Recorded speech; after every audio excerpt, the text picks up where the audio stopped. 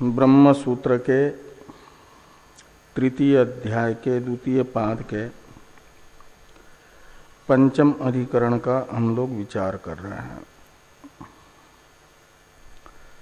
इस अधिकरण में भाष्कर भगवान ने जो 11 सूत्र है उनका स्वमतानुसार एक अधिकरण मान करके व्याख्यान कर दिया और ये कहा कि इन 11 सूत्रों का जो एक विचारात्मक अधिकरण है, इसमें ब्रह्म को निर्विशेष ही बताया गया है। एक देशी के मत का उत्थापन करके उसकी अनुपपत्ति भी बताई। 2 अधिकरण एक देशी को मान्य हैं इन 11 सूत्रों में, लेकिन द्वितीय अधिकरण कैसे अनुपपन्न है इसे भी विस्तार से भाष्कर भगवान ने बताया। और कुछ प्रपंच विलयवादी हैं, उनके मत का अनुवाद करके उसमें विद्यमान दोषों को बता रहे हैं। प्रपंच विलयवादी का मानना है कि समस्त उपनिषद वाक्य प्रपंच विलय द्वारा निराकार ब्रह्म को ही बताते हैं। तो उन्हें भाष्कर भगवान ने 2 विकल्प करके पूछा कि क्या ब्रह्म प्रकरण में आए हुए वाक्य मात्र बताते हैं प्रपंच विलय द्वारा निराकार ब्रह्म को, या उपासना के प्रकरण में आए हुए जो मनोमय प्राण शरीर इत्यादि वाक्य हैं वे भी प्रपंच विलय द्वारा निराकार ब्रह्म में ही तात्पर्यवान है। तो प्रथम विकल्प यदि मानते हैं प्रपंच विलयवादी तो उसे तो स्वीकार कर लिया, और द्वितीय विकल्प के विषय में ये कहा जा रहा है कि मनोमय प्राण शरीर इत्यादि साकार वाक्यों का अन्वय सक्रतुम कुर्वित इत्यादि उपासना वाक्यों के साथ है, तो उपासना के द्वारा अपेक्षित मनोमयत्वादी विशेषताओं को बताने से ही उनकी सफलता हो जाती है, सार्थक्य हो जाता है। इसलिए निराकार ब्रह्म में प्रपंच विलय द्वारा मनोमयादि वाक्यों का तात्पर्य नहीं हो सकता। और दूसरी बात, यदि प्रपंच विलयवादी के अनुसार यदि समस्त श्रुतियों का तात्पर्य निराकार ब्रह्म को बताने में ही है, तो ये शंका ही नहीं बनेगी कि साकार तथा निराकार ब्रह्म को बताने वाली श्रुतियां विद्यमान होते हुए आप लोग क्यों ब्रह्म को निराकार ही मान रहे हो। ऐसी सिद्धांति के प्रति पूर्व पक्ष की शंका भी नहीं बन पाएगी। तो इस शंका का उत्तर देने के लिए बनाया गया जो विनिगमक सूत्र हैं, अरूपवद एव ही तत्प्रधानत्वात्, इस सूत्र की भी अनुपपत्ति होगी।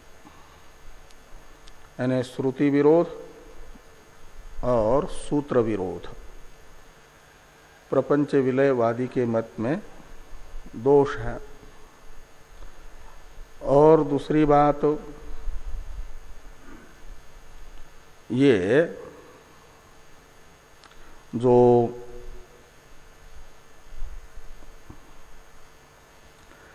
ये कहो कि साकार श्रुति निष्फल होने से अपवर्ग रूपी प्रयोजन वाली जो अस्थूलम अणनु इत्यादि निराकार श्रुति है उसमें उसके साथ उसका अंगांगी भाव संबंध होगा। तो ये भी नहीं कहा जा सकता जो सक्रतुम कुर्वित इत्यादि विधिवाक्य हैं उनके द्वारा बताई गई उपासनाएं कहीं पाप निवृत्ति फलक तो कहीं ऐश्वर्य फलक तो कहीं क्रम मुक्ति फलक होने से वो साकार वाक्य भी सफल होगा, निष्फल नहीं है। इसलिए साकार वाक्यों में निष्फलत्व दिखा करके निराकार वाक्यों का अंग नहीं बनाया जा सकता, शेष नहीं बनाया जा सकता।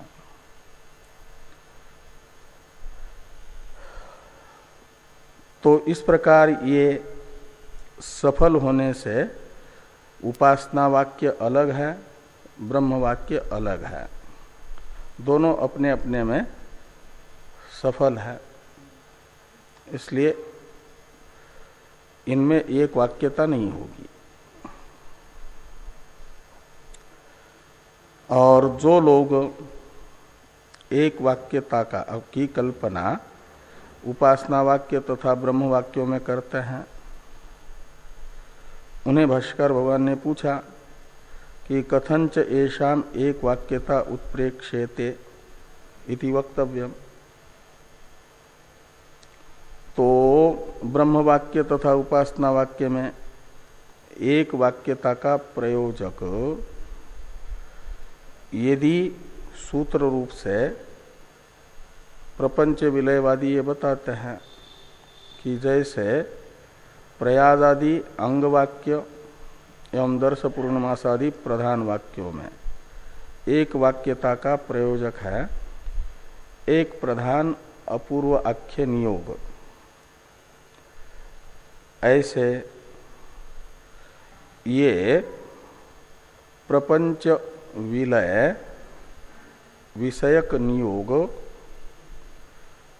ये एक कर्तव्य होने के कारण पूरे उपनिषदों में बताया गया प्रपंच विलय, और उसका नियोग एक होने के कारण पूरे उपनिषदों में माना जाएगा एक वाक्यत्व। तो भाष्कर भगवान ने कहा कि उपनिषद तो सिद्ध वस्तु ब्रह्म के प्रतिपादक होने से वहाँ नियोग यानी विधि है ही नहीं। ब्रह्म वाक्य तो सिद्ध वस्तु ब्रह्म का प्रतिपादन परक है, न कि किसी पुरुष प्रयत्न साध्य व्यापार विशेष का। यह बात हमने तत्व समन्वयात इत्यादि समन्वय अधिकरण में स्पष्ट रूप से बताई है। ये कह करके यदि दूसरी बात ये कहा कि विधि सविषय होती है, तो विधि का कोई विषय भी न होने से विधि की कल्पना नहीं की जा सकती। जो उपनिषदों में विधि की कल्पना करते हैं उन्हें बताना पड़ेगा कि विधि का विषय कौन है।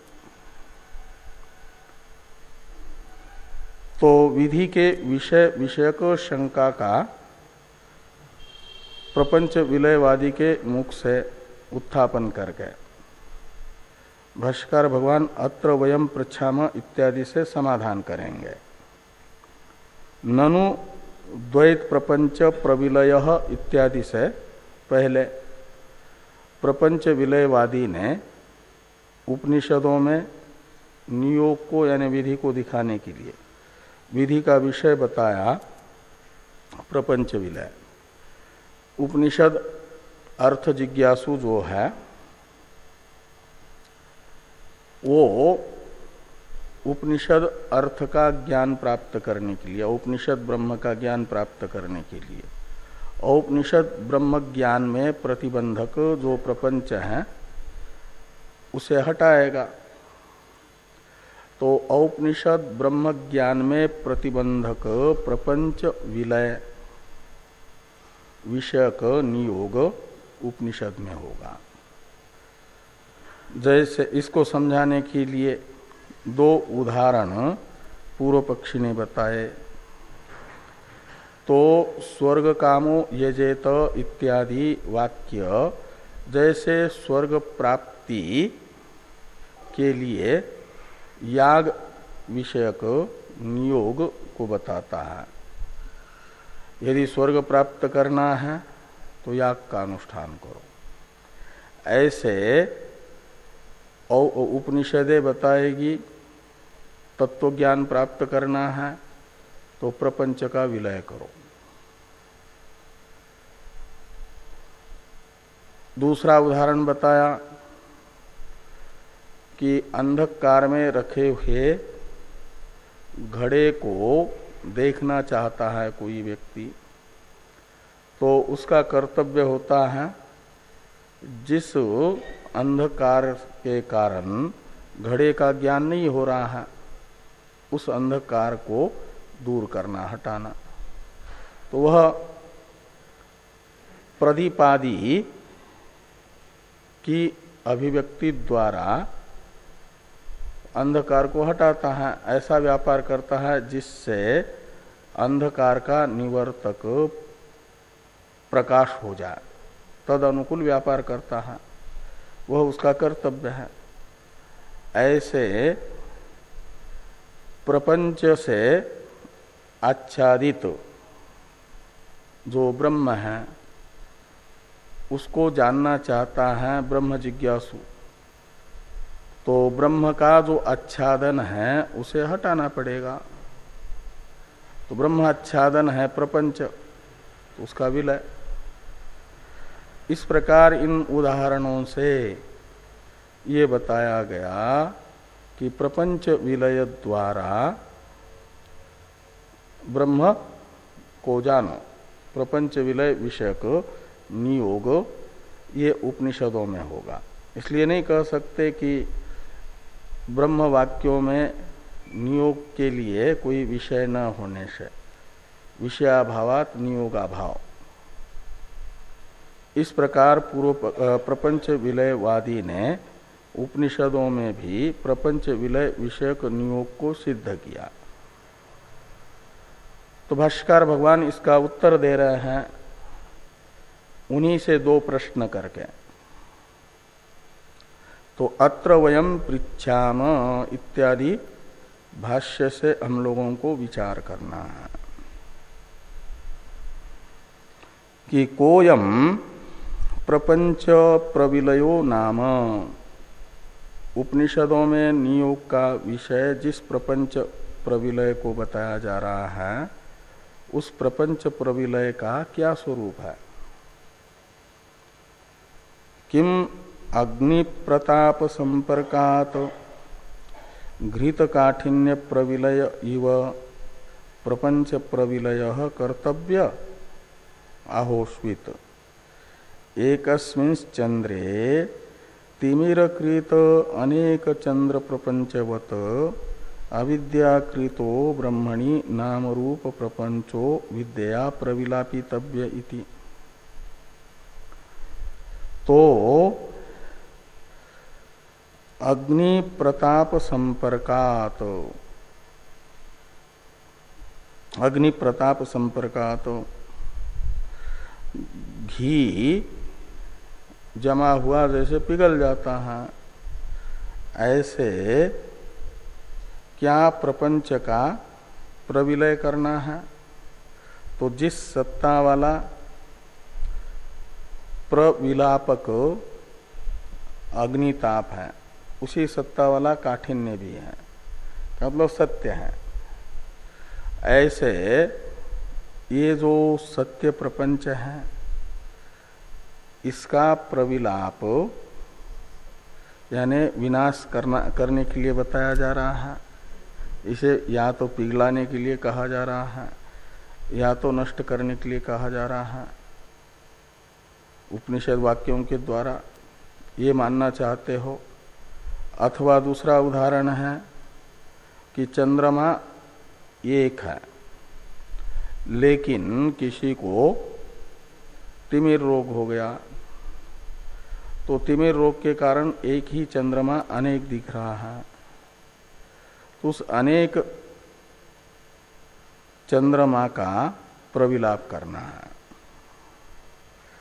तो वो प्रविलाप होगा जिस तिमिर नामक रोग के कारण अनेक चंद्रमा दिख रहे हैं, उस तिमिर रोग की निवर्तक चिकित्सा करेंगे। जैसे ही तिमिर रोग निवृत्त होगा तो एक ही चंद्रमा प्रतीत होगा, अनेक चंद्रमा का प्रविलय होगा। ऐसे एक आत्मतत्व अज्ञान वशात अविद्या तिमिर वशात अनेक प्रतीत हो रहा है, तो आविद्यक अनेकाकार प्रपंच का प्रविलय वो होगा अविद्या निवृत्ति द्वारा। जैसे तिमिर की चिकित्सा द्वारा निवृत्ति कर देंगे तो तिमिर निमित्तक अनेक चंद्रमा की निवृत्ति हो जाती है।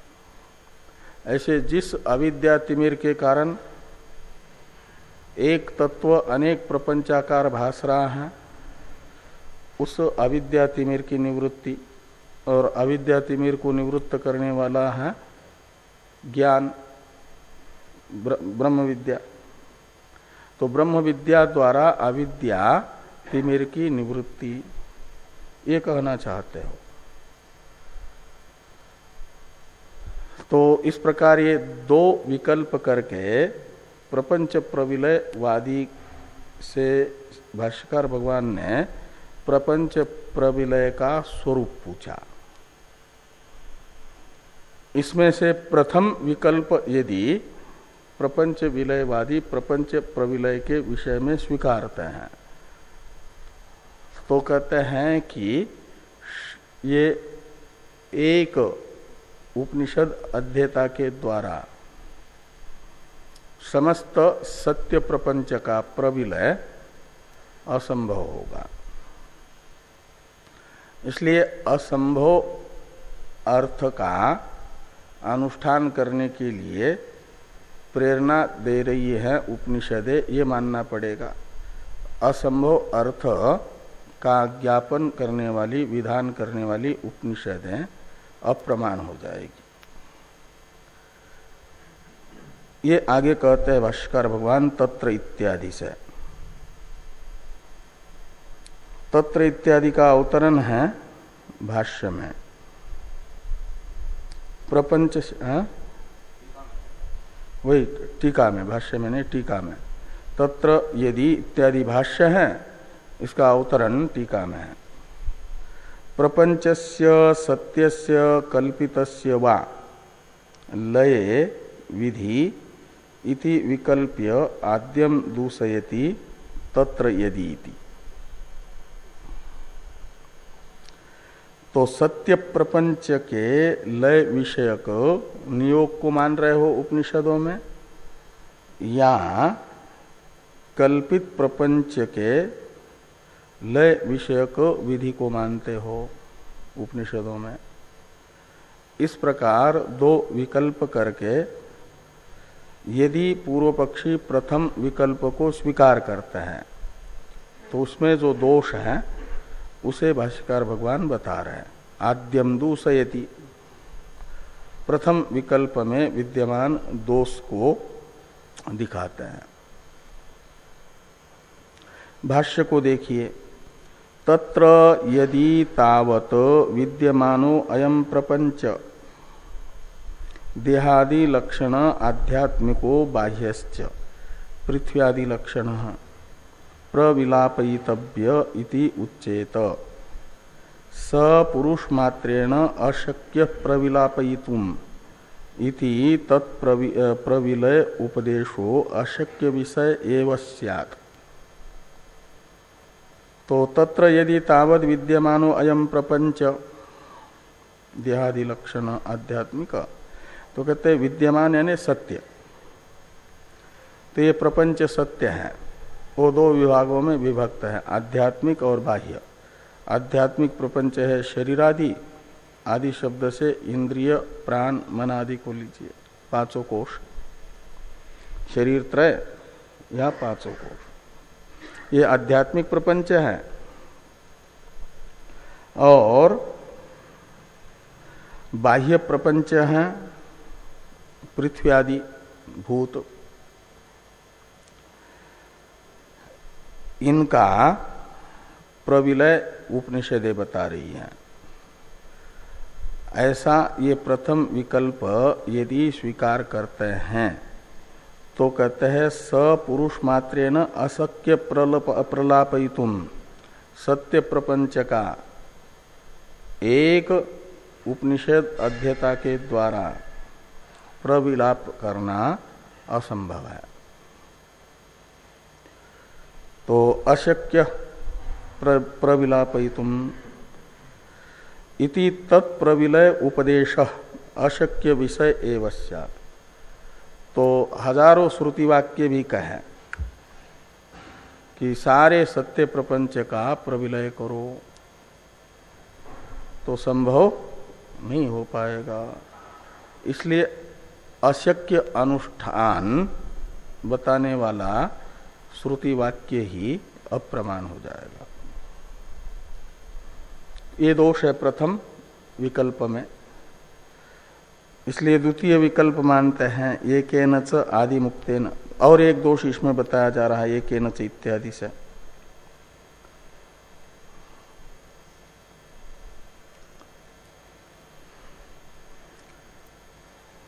दूसरा एक दोष ये है कि प्रपंच विलयवादी को भाष्यकार भगवान पूछ रहे हैं कि अभी तक इस संसार में कोई मुक्त हुआ है कि नहीं मुक्त हुआ है। यदि कहोगे कि मुक्त हुआ है, तो जो मुक्त हुआ है उसी ने बाह्य पृथ्वी आदि प्रपंच का प्रविलय कर लिया, क्योंकि तुम्हारे अनुसार जब तक बाह्य प्रपंच का और आध्यात्मिक प्रपंच का प्रविलय नहीं होगा तब तक तत्व ज्ञान ही नहीं होगा, और बिना तत्व ज्ञान के मुक्ति होगी नहीं। तो जिससे मुक्ति मिली है इस संसार में अभी तक, तो निश्चित ही उसे तत्व ज्ञान हुआ है, और तत्व ज्ञान प्रपंच प्रविलय के बिना होता नहीं है। तो सत्य प्रपंच का प्रविलय वह कर चुका है। तो बहुत प्रपंच तो है नहीं, उसने जो मुक्त हुआ है अभी तक, जितने मुक्त हुए उनके द्वारा प्रविलापित प्रपंच कोई दूसरे हैं, और अभी ये कोई नया उपस्थित हुआ है सत्य प्रपंच, ऐसा तो नहीं है। तो प्रथम जो मुक्त हुआ उसी ने बाह्य पृथ्व्यादि प्रपंच का प्रविलय कर लिया, तो बाकी वर्तमान प्रपंच जो है पृथ्व्यादि शून्य हो जाना चाहिए। एक दोष आता है, लेकिन प्रपंचादि क्या नाम पृथ्व्यादि शून्य तो नहीं है, ये यहां पर कह रहा है। एकेन च आदि मुक्तेन पृथ्व्यादि प्रविलय कृत इति इदानीं पृथ्व्यादि शून्यम जगत अभविष्यत। तो जो आदि मुक्त है, प्रथम जो इस संसार का जीव मुक्त हुआ है, उसी जीव ने तत्व ज्ञान द्वारा ही मुक्ति प्राप्त की है, और उसे तत्व ज्ञान हुआ तो निश्चित ही तत्व ज्ञान में प्रतिबंधक जो सत्य प्रपंच है उसका प्रविलय किया है। तो उसके द्वारा ही प्रविलापित पृथ्व्यादि हो गए। तो इस समय ये जगत पृथ्व्यादि रहित होना चाहिए। एक दोष आता है, लेकिन वही वैसे ही पृथ्व्यादि हमारे लिए। इसका अर्थ कर रहे हैं, प्रथम विकल्प का जो निराकरण हुआ इसका अर्थ भाष्य टीकाकार करते हैं। सत्यस्य ज्ञानात् अध्वस्ते, जो सत्य वस्तु होती हैं उसकी निवृत्ति ज्ञान मात्र से नहीं होती। तो सत्यस्य ज्ञानात् अध्वस्ते मुसलादिनाच कृष्ण ध्वंसा योगात्, तो ज्ञान मात्र से सत्य प्रपंच निवृत्त नहीं होगा, तो इसका नाश करना पड़ेगा मुसलादि के द्वारा। जैसे घटादि पर मुसलादि को पटका दो तो घटादि फूट जाते हैं, ऐसे इस ब्रह्मांड रूपी एक घड़े का मुसलादि के द्वारा नाश करना पड़ेगा। तो कहते हैं मुसलादिनाच कृष्ण द्वैत ध्वंस अयोगात, तो मुसलादि हथियारों के ये जो हथियार है इनके द्वारा समस्त प्रपंच का विघात संभव नहीं है। इसलिए ये जो समस्त प्रपंच प्रविलाप विधान जो होगा वो एक प्रकार से इस प्रकार का विधान होगा, अशक्य विषयक। जैसे कोई कहे कि आकाश को खा लो, तो ये विधान, ये प्रेरणा, नियोग अशक्य विषयक है, आकाश को खाना संभव नहीं है। एक कहते हैं कि नभो ग्रसन विधिवत अशक्य विषयो अयम विधि, सत्य प्रपंच प्रविलय विषयक विधि उपनिषदों में है, ऐसा मानेंगे तो यह विधान नभो ग्रसन विधान के तरह अशक्य विषय हो जाएगा। एक दोष हुआ, दूसरा दोष ऐसा असंभव कार्य भी मान लो कोई किसी ने कर लिया, तो जो पहले पहले मुक्त हो गया उसी ने प्रपंच का प्रविलय कर दिया है, तो फिर बाकी को तो बिना प्रपंच प्रविलय के ही तत्व ज्ञान हो जाना चाहिए और मुक्ति मिलनी चाहिए। तो किंच सुखादि मुक्त्या सर्व मुक्ति स्यात् इत्यर्थ, किसी एक महापुरुष ने तत्व ज्ञान के प्रतिबंधक प्रपंच का प्रविलय कर लिया, प्रपंच उनके प्रयत्न से समाप्त हो गया, तो अब प्रतिबंधक तो हम लोगों को तत्व ज्ञान में शेष रहा नहीं, तो उनके प्रयत्न से ही प्रतिबंधक निवृत्त हुआ, तो प्रतिबंधका भावात तत्व ज्ञान हम लोगों को हो जाना चाहिए उपनिषदों के अध्ययन मात्र से। लेकिन ऐसा नहीं देखा जा रहा।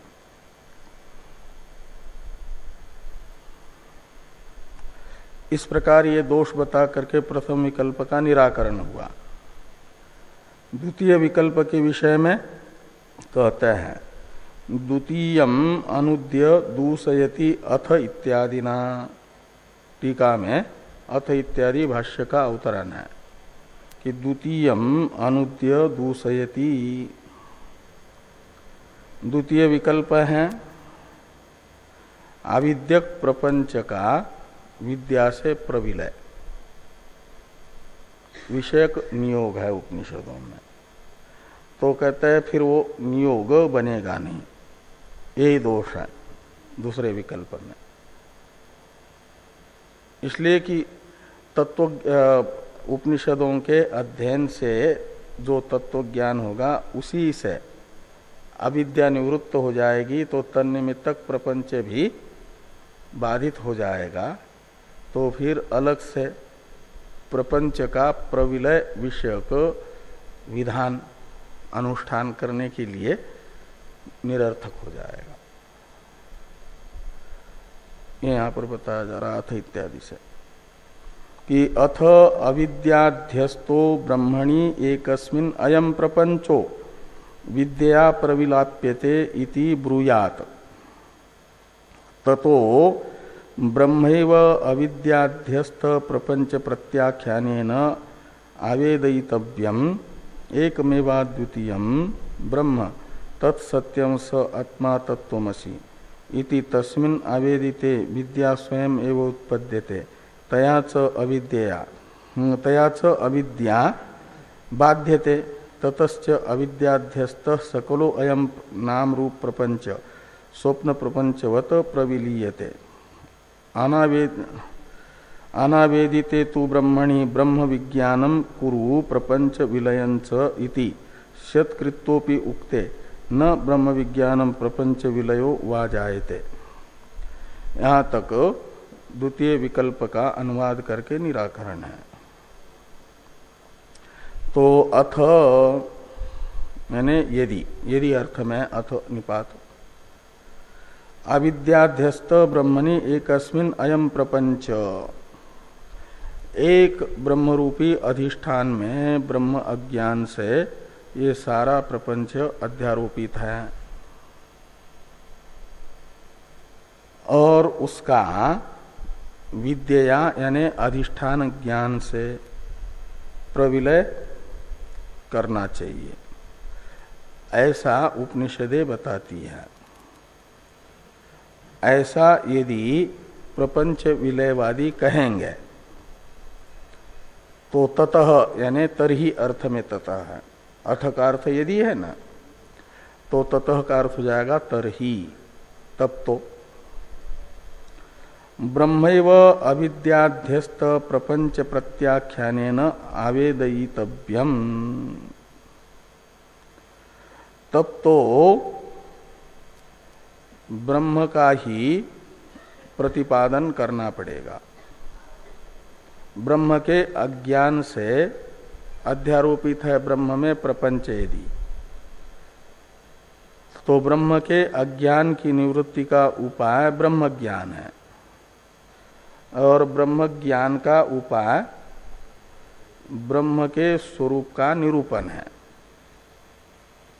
ब्रह्म स्वरूप का निरूपण करेंगे तभी ब्रह्म ज्ञान होगा, उससे ब्रह्म विषयक अज्ञान निवृत्त होगा तो अज्ञान निमित्तक प्रपंच भी चला जाएगा। तो ततः ब्रह्मैव अविद्याध्यस्त प्रपंच प्रत्याख्यानेन आवेदितव्यम।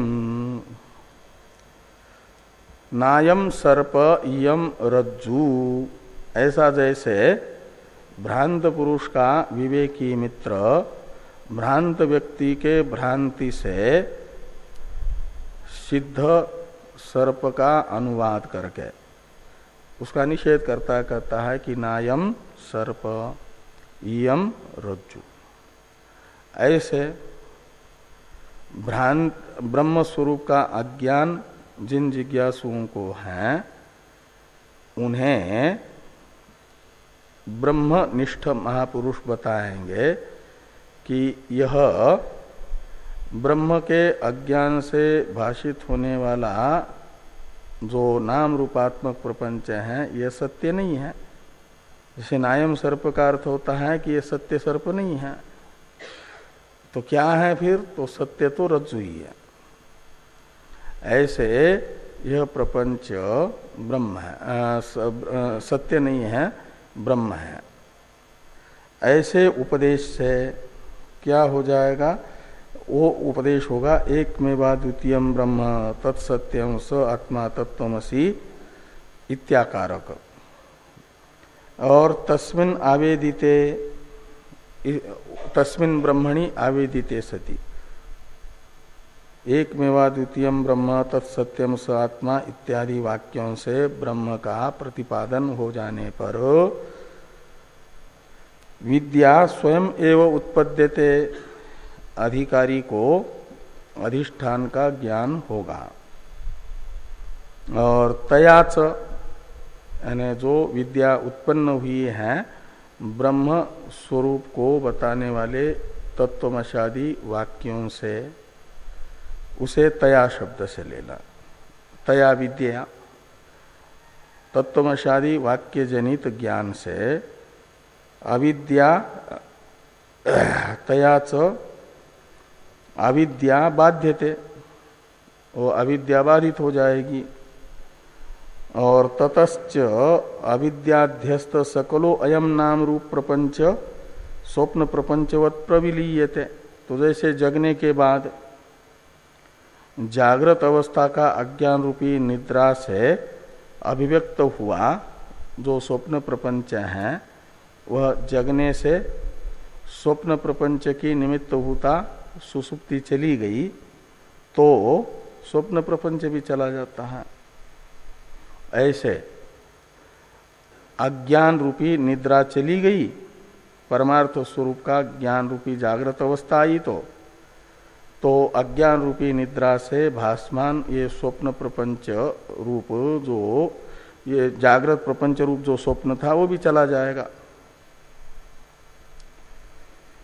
इस अभिप्राय से कहा कि ततश्च अविद्याध्यस्त सकलो अयम नाम रूप प्रपंच स्वप्न प्रपंचवत प्रविलीयते। और ब्रह्म का ज्ञान नहीं हुआ, ब्रह्म ज्ञापन नहीं करेंगे और कितना भी प्रपंच प्रविलय के लिए प्रयत्न करेंगे तो जैसे रस्सी के अज्ञान से अध्यस्त सर्प को हटाने के लिए प्रकाश से अतिरिक्त जो भी उपाय करेंगे उन उपायों से सर्प जाने वाला नहीं है, वो बना ही रहेगा। ऐसे ही करे कि वे क्या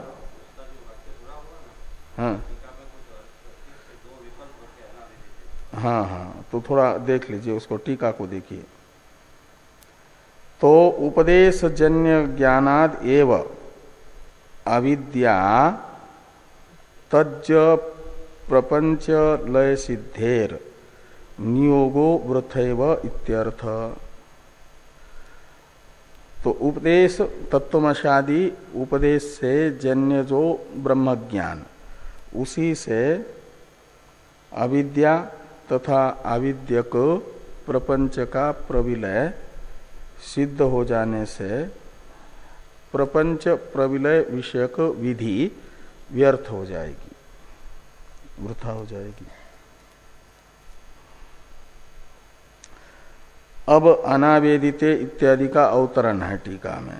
किंच ब्रह्म ज्ञानादो विधि ही किम ब्रह्मणि अज्ञाते ज्ञाते वा। कोई ब्रह्म ज्ञानादि विषयक विधि मानते हैं,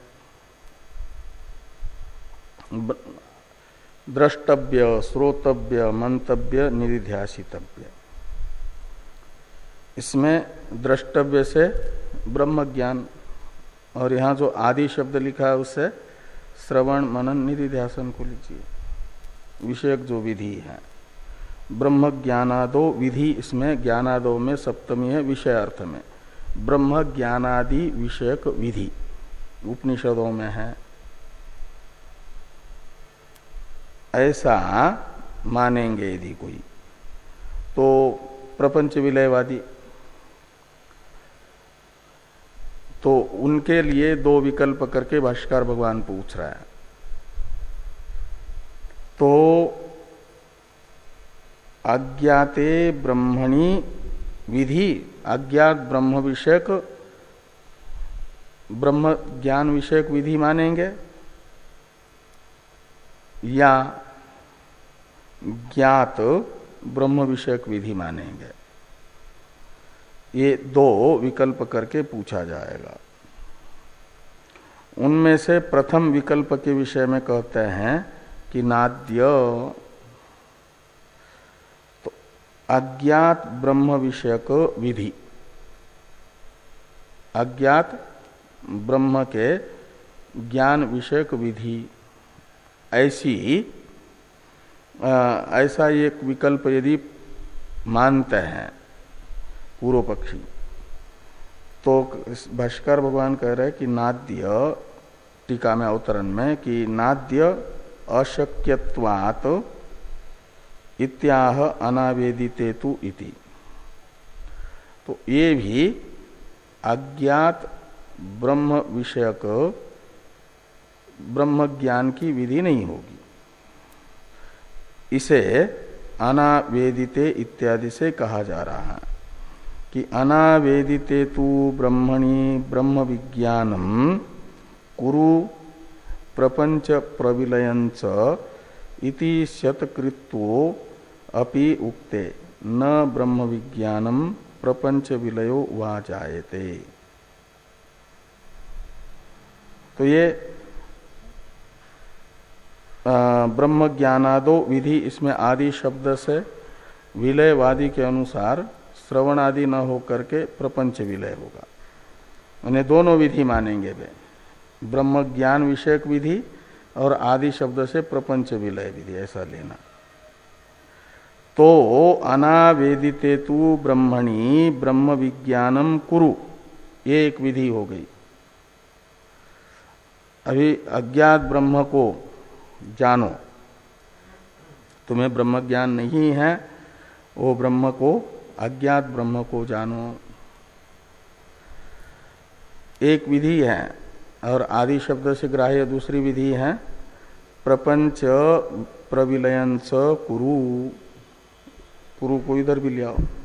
तो इति, ऐसा ये दो विधान है, प्रपंच विलय विषयक भी और अज्ञात ब्रह्म के ज्ञान विषयक भी। तो कहते हैं इस प्रकार का विधान मानोगे तो शतकृत्वोपि उक्ते न ब्रह्म विज्ञानम प्रपंच प्रविलयो वा जायते। कहते 1000 उपनिषद वाक्य भी ये विधान कर ले कि अज्ञात ब्रह्म को जानो और प्रपंच का विलय करो, तो न ब्रह्म ज्ञान होगा न प्रपंच का विलय होगा। इसलिए अशक्य विषयक विधि हो जाएगी। द्वितीय के विषय में कहते हैं ननु आवेदिते इत्यादि कि द्वितीयम शंकते ननु इति, यानी ज्ञात ब्रह्म विषयक विधि, ये द्वितीय विकल्प है। ज्ञात ब्रह्म ज्ञात है और ज्ञात ब्रह्म ज्ञान तथा प्रपंच विलय की विधि, इसके विषय में बताया जाएगा कि वो विधि व्यर्थ हो जाएगा।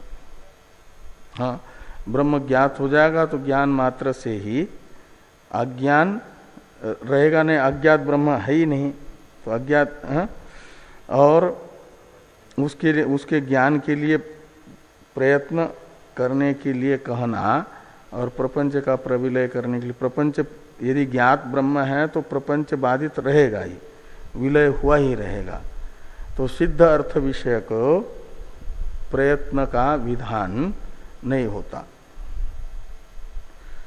भोजन तैयार है और पाचक को कहे कि भोजन बना लो, तो नहीं होता। ये तैयार नहीं है, कच्ची सामग्री रखी हुई है तो कहा जा सकता, इन बन करके तैयार रखा हुआ है और कहे कि भोजन बना लो, तो ये विधि नहीं होती। ऐसा ही कह रहा है कि ननु आवेदिते ब्रह्मणि तद विज्ञान विषय प्रपंच विलय विषयो वा नियोग स्यात्, ये विकल्प करेंगे यदि ज्ञात ब्रह्म विषय को, तो न इत्यादि से उसका निषेध हो रहा है। निषेध वाक्य का ये ननु इत्यादि तो शंका हो गई पूर्व पक्ष की, न इत्यादि समाधान है। द्वितीय विकल्प का निराकरण सिद्धांत के द्वारा किया जा रहा है। इसका अवतरण है टीका में, इसको देखिए। उपदेशाद एव ज्ञाते ब्रह्मणि साक्षात्कार द्वैत बाधयो सिद्धे विधि वैयर्थ्यम सिद्धस्य विधिना कर्तुम अयोगात इत्याह न इति।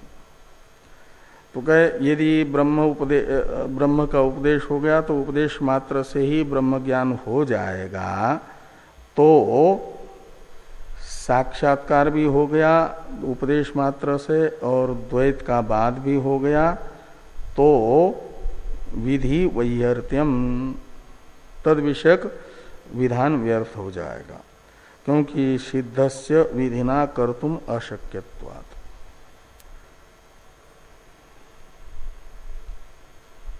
इस अभिप्राय से भाष्य में है कि न निष्प्रपंच ब्रह्मात्मत्व आवेदनेन एव उभय सिद्ध है। उभय से लेना आत्मज्ञान और प्रपंच विलय यानी बाध।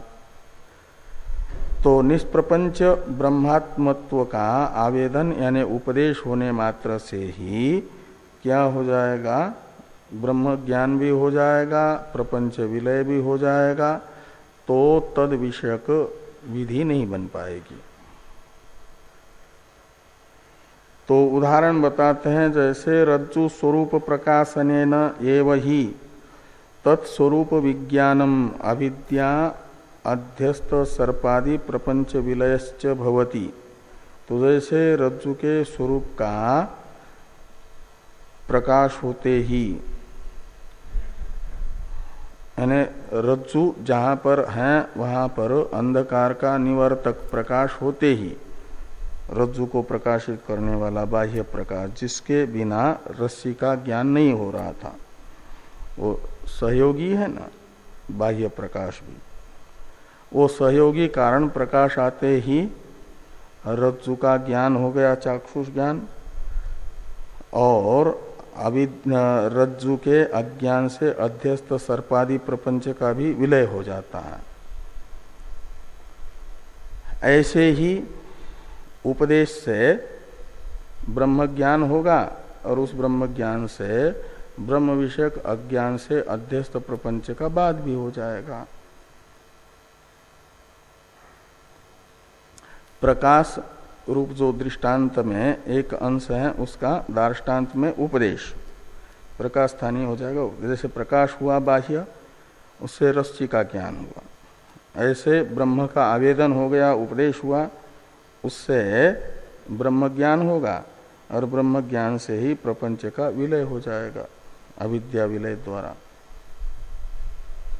तो रज्जु स्वरूप प्रकाशनेन एव ही तत्स्वरूप विज्ञानम अविद्याध्यस्त सर्पादि प्रपंच विलयश्च भवति।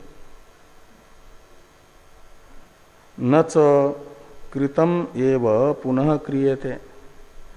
कहा कि यद्यपि उपदेश से ही ज्ञान हुआ और प्रपंच विलय भी हुआ, और फिर एक बार नियोग के द्वारा भी उपदेश जनित जो कार्य था ब्रह्म ज्ञान और प्रपंच विलय, उसका नियोग किया जा रहा है, विधान से भी कहा जा रहा है फिर से करो, दृढ़ हो जाएगा। तो कहते ऐसा नहीं होता, पिष्ट पेशन हो जाएगा। तो न च कृतम एव पुनः क्रियते नियोज्योपि च प्रपंचावस्थायाम यो अवगम्यते जीवो नाम स प्रपंच पक्षस्यैव वाशात। हाँ, इसका अलग अवतरण है यहीं तक कि न च कृतम एव पुनः क्रियते। के लोक में ऐसा नहीं होता, एक बार मकान बन गया तो फिर दोबारा वही मकान बनाया जाता, ऐसा नहीं। एक घड़ा बन गया तो दोबारा वही घड़ा नहीं बनाया जाता। ऐसे ब्रह्म ज्ञान हो गया उपदेश मात्र से, तो फिर से नियोग से क्या होना है। अब नियोज्य इत्यादि का अवतरण है, इसको देखिए। एवं विषयाभावात् नियोगाभावम उक्त्वा नियोज्याभावात् तद अभावम आह नियोज्योपि च इति। तो भाष्यकार भगवान ने अत्र वयम पृच्छाम इत्यादि से उपनिषदों में नियोग हो नहीं सकता, विधि नहीं हो सकती विषयाभावात, यह बता दिया। अब ये बता रहे हैं कि नियोज्य यानी अधिकारी का भी, जिसको नियुक्त करना है, उसका भी अभाव होने से नियोग नहीं हो पाएगा, विधि नहीं होगी। अधिकारी के बिना ये करो ऐसा जिसको कहना है वो न हो तो फिर विधान नहीं होता। तो प्रेर्य कोई रहता नहीं है, ये कह रहे हैं। प्रेर्य कौन है? जीव। जीव को न प्रेरणा दी जाएगी। लेकिन उपनिषद के उपदेश से जनित ज्ञान होते ही अन्विष्ट स्यात् प्रमातैव पाप्म दोषादि वर्जित, फिर वो जीव जीव नहीं रहता। और ब्रह्म को उपदेश ब्रह्म ज्ञान के लिए या प्रपंच का प्रविलय करने के लिए दिया नहीं जा सकता। ब्रह्म को ये नहीं कहा जा सकता कि तुम अपने को जानो और प्रपंच का विलय करो। और ये जो जीव है जिसको ब्रह्म का उपदेश किया गया, उसे ब्रह्म ज्ञान होते ही ब्रह्मवेद ब्रह्मैव भवति के अनुसार वो जिसमें प्रपंच नित्य निरस्त है, ऐसा ब्रह्म स्वरूप जो हुआ उसे प्रपंच विलय का विधान नहीं किया जा सकता, वो नियोज्य नहीं रहता। निस्त्रे गुण्ये पथि विचरताम को विधि को निषेध कहा जाता है, वो विधि से ऊपर हो जाता है। इस अभिप्राय से कह रहे हैं एवं विषयाभावात नियोगाभावम उक्त्वा नियोज्याभावात तद अभावम आह नियोज्योपि च इति प्रपंचांतर्भूतो ब्रह्म एव इत्यर्थ। प्रपंच के अंदर ये तो दूसरा पड़ा, नियोज्योपि च इति।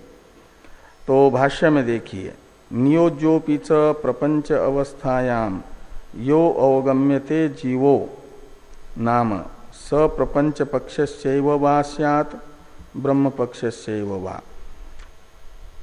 ये दो विकल्प कर रहे हैं। तो ये जो जिसे ब्रह्म ज्ञान की प्रेरणा दी जा रही है, प्रपंच प्रविलय की प्रेरणा दी जा रही है, वह प्रेर्य जो जीव है वह प्रपंच पक्ष का है का मतलब जिसका प्रलय करना है उसी का एक अंश है, और या वो ब्रह्म पक्ष का है जिसको जानना है उस पक्ष का है, ज्ञेय पक्ष का है या प्रविलाप्य पक्ष का है। दो है वहां पर। एक तो ब्रह्म ज्ञान की प्रेरणा दी जा रही है तो ज्ञेय पक्ष का होगा, यदि ब्रह्म पक्ष का रहेगा तो ज्ञेय पक्ष का माना जाएगा, और प्रपंच पक्ष का होगा तो प्रविलाप्य पक्ष का होगा। तो कितना भी वेद प्रमाणभूत ये कहें कि तुम अपना नाश करने के लिए प्रयत्न करो, तो स्वयं के नाश के लिए कौन प्रयत्न करेगा? यदि प्रपंच पक्ष का होगा तो है, और ब्रह्म पक्ष का है तो उस समय फिर ब्रह्म को तो उसने जान लिया तो ब्रह्म अनियोज्य है, अनियोज्य कोटि में जाएगा वो। ये आगे कह रहे हैं। तो प्रथमे इत्यादि से कहते हैं, तो प्रथमे विकल्पे निष्प्रपंच ब्रह्म तत्व प्रतिपादनेन पृथ्व्यादिवत जीवस्यापि प्रविलापितत्वात् कस्य प्रपंच विलये नियोग उच्चेत कस्य वा नियोग निष्ठतया मोक्षो अवाप्तव्य उच्चेत। तो ये कह रहे हैं कि प्रथमे का अर्थ है प्रपंच पक्ष का जीव को मानेंगे, तो उस पक्ष में प्रथमे विकल्पे निष्प्रपंच ब्रह्म तत्व प्रतिपादनेन पृथ्व्यादिवत जीवस्यापि प्रविलापितत्वात् कस्य प्रपंच विलये नियोग उच्चेत।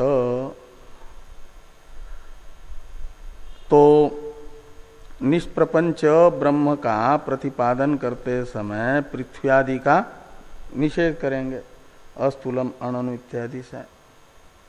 तो पृथ्व्यादि का निषेध करते समय पृथ्व्यादि जो प्रविलाप्य जगत है उसी अंतःपाती जीव को मानेंगे तो जीव का भी प्रविलाप हो जाएगा। हाँ हाँ, प्रपंच के साथ चला जाएगा। तो कस्य प्रपंच विलये नियोग उच्चेत, तो किसे विधान करोगे? प्रपंच का विलय होने पर जीव भी चला गया तो नियोज्य नहीं रहा, तो नियोज्याभावात्। एक ये हुआ। दूसरा, कस्य वा नियोग निष्ठतया मोक्षो अवाप्तव्य उच्चेत, तो जो जीव ही चला गया तो मोक्ष किसको होगा फिर? कौन अपने मोक्ष के लिए नियोग करेगा? और नियोग करता ही नहीं रहता है तो प्रपंच विलय होने पर मोक्ष होगा कहते हैं। और वो प्रपंच अंतःपाती है, जीव प्रविलाप्य कोटि में है ना, तो जीव ही चला जाएगा तो फिर मोक्ष का अधिकारी कौन होगा?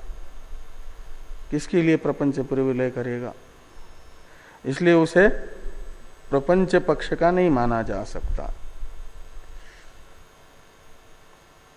तो आगे कहते हैं कि द्वितीयेपि, ब्रह्म पक्ष का मानेंगे जीव को तो द्वितीयेपि ब्रह्मैव अनियोज्य स्वभावम जीवस्य स्वरूपम जीवत्वन्तु अविद्याकृतम एव इति प्रतिपादिते ब्रह्मणि नियोज्याभावात् नियोगाभाव एव।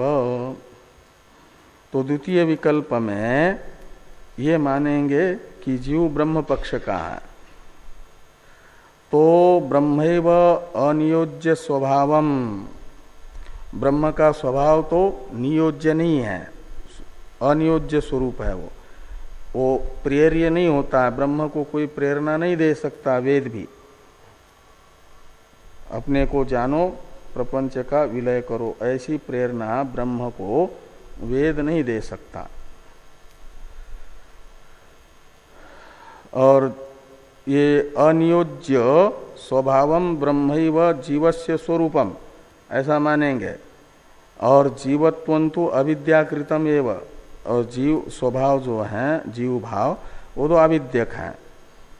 ऐसा प्रतिपादन करने पर तो प्रतिपादिते ब्रह्मणि नियोज्याभावात्, जीव के ब्रह्मत्व का जब प्रतिपादन होगा और प्रतिपादित अपने ब्रह्म भाव को जीव जानेगा, उसमें प्रतिष्ठित होगा, तो कोई नियोज्य ही नहीं रहा।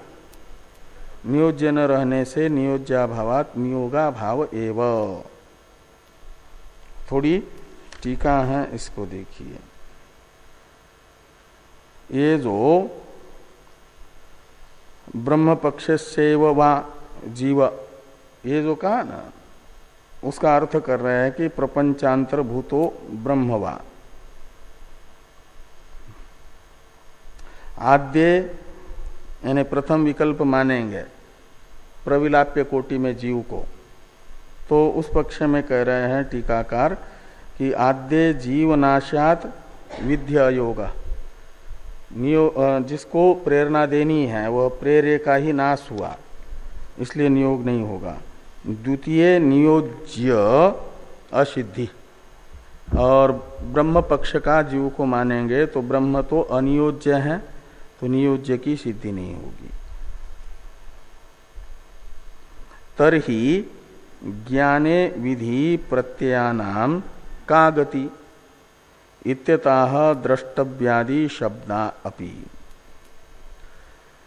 तो यहां तक पूर्व पक्षी सुन करके उनके बुद्धि में जो भी तर्क थे वो समाप्त हो गए, शांत बैठ गए। कोई अपना पक्ष स्थापित करने के लिए युक्ति सूझ नहीं रही है। तो सिद्धांति से पूछ रहे हैं कि यदि जीव को किसी भी पक्ष का मानते हैं तो कोई ना कोई दोष ही बता रहे हो। तो नियोज्याभावात् भी उपनिषदों में नियोग का अभाव बता रहे हो, और विषयाभावात् भी नियोग का अभाव बताया। तो आप बताओ, उपनिषदों में आत्मावारे, द्रष्टव्य, श्रोतव्य इत्यादि में जो विध्यर्थक प्रत्यय हैं, तव्य प्रत्यय, उपासित यहाँ पर विधिलिंग, इनकी क्या गति है, इनका सार्थक्य कैसे है, विध्यर्थ में है वे। तो ये पूछा कि तरही ज्ञाने, तरही का अर्थ है उपनिषदों में नियोग न मानने पर, विधि न मानने पर, तो ज्ञाने विधि प्रत्यानम यानी ज्ञानार्थक धातु से विध्यर्थक प्रत्ययों का जो प्रयोग हुआ है द्रष्टव्य इत्यादि में, उन विध्यर्थक प्रत्ययों का क्या प्रयोजन होगा, क्या गति होगी, प्रामाण्य कैसे सिद्ध होगा। इत्यत आह, इस प्रकार की शंका होने पर द्रष्टव्यादि इत्यादि से बताया जा रहा है तव्यादि विधि प्रत्ययों का सार्थक्य सिद्धांत के अनुसार। इस पर चर्चा हम लोग कल करते हैं।